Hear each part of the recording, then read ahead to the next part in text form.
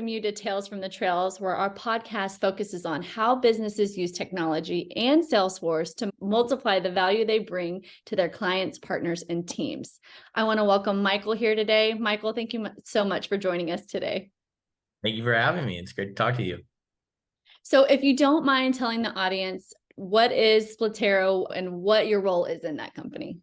Yeah, Splitero provides homeowners the ability to access the equity in their home without additional debt or monthly payments. So we invest alongside homeowners. They receive a lump sum of cash for up to 30 years and then pay it back whenever they want. My role is the CEO of Splitero. Okay, so how did your company get started? I started it because really I've been in real estate the last 14 years of my career. And over the last few years, the market has evolved to where homeowners don't really want to sell because there's not a lot of homes to buy.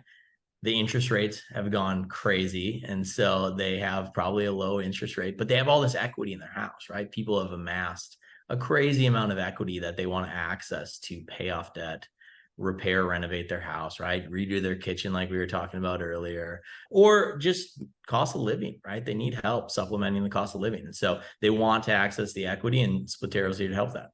Awesome. So how long have you guys been in business? Just over 2 years now. Yep. So we're relatively new. We're just over 2 years. We started making a lot of home equity investments in California. We've expanded outside of California to Colorado, Utah, Oregon, and Washington. Awesome. So you guys are a startup company. Is that right? Okay. And did you guys raise venture capital or were you bootstrapped? Yeah, a little bit of both. Okay. We have some great investors that are venture capitalists, as well as some strategic, right? Some more real estate. And really, we fall in the fintech category, if you will. So fintech focused investors. Okay, cool.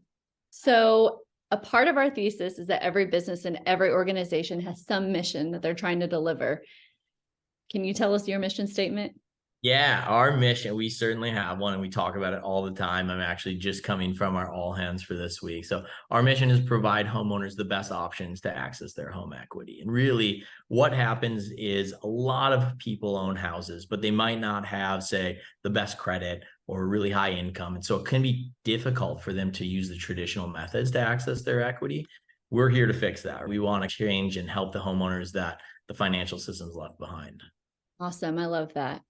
So I am understanding that your business is currently using Salesforce. Can you tell me what made you decide to go with Salesforce? We do. We use Salesforce for everything. Really, Everything. Okay. I think, yeah, certainly. We use it as the foundation for all of our business, right? So it starts with kind of the most basic. Salesforce use as a CRM. Homeowner comes to us, they need help. How do we keep track of them, make sure that we're working with them, keeping up to date?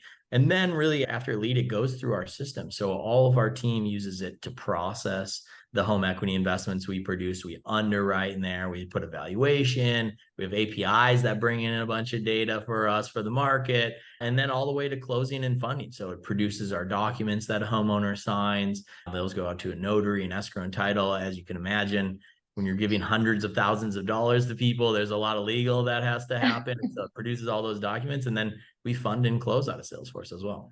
Wow, that's incredible. So prior to this role, have you worked in Salesforce before? What kind of made you choose Salesforce as a CRM that you're going to go with? Yeah, I have worked in Salesforce before, but I've also gone the other path, which might be more interesting. I've gone and seen the other path where you're developing your own kind of operating system, right? And how long that takes, how expensive it can be. Obviously, Salesforce needs a lot of manipulation as well to your unique case, but it can keep up with the pace that the organization is moving. We change and iterate and grow quickly. And that is easier for us to do in Salesforce than if we were building kind of our own operating system from scratch. And so I've seen both paths before. The Salesforce path was very clear after seeing how poorly building our own software and operating system could go. Gotcha. So being 2 years in and just starting out, you're starting your business 2 years in, and you're bringing on a big CRM like Salesforce. Can you talk to us a little bit more about how the implementation process was and how merging that with the growth of your company has been? Yeah, it's certainly challenging. I think that the process itself is being hyper focused on the steps and iteration, right? Like the building blocks, building the foundation in there so that we can do bigger things in the future, even though you have to start with only certain aspects. So there are even teams in Splitero right now that have a very, say, rudimentary Salesforce experience, or even not in Salesforce. Yeah, because we haven't gotten there. And so when you are a startup, you have limited cash, right? You're trying to figure out, where do we best invest? How do we put this into the part of Salesforce that gives us the biggest lift? And so you start from there.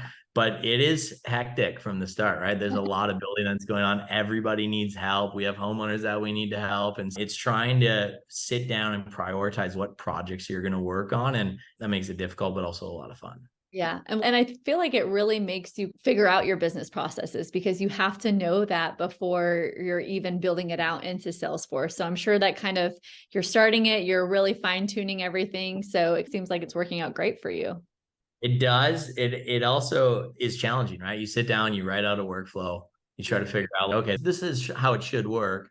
And then you start putting water through those pipes and so, oh, we didn't think about this and we didn't think about that. And then you're constantly iterating, changing, right? There's so many, especially in our business and finance and real estate, there's so many unique situations. It's not just a black and white business. And so it's not, we produce a widget, it looks like this every time. Every homeowner has different needs, a different situation, and it's hard when you're sitting down to build Salesforce to think of all of those before you start building. So it's constant, hey, I know this might be a feature creep or this might be an addition or whatever it is, but we need to add this in now. Definitely. Yeah. Okay. So where are you seeing Splitero in 12 months or even 5 years? What growth are you looking forward to?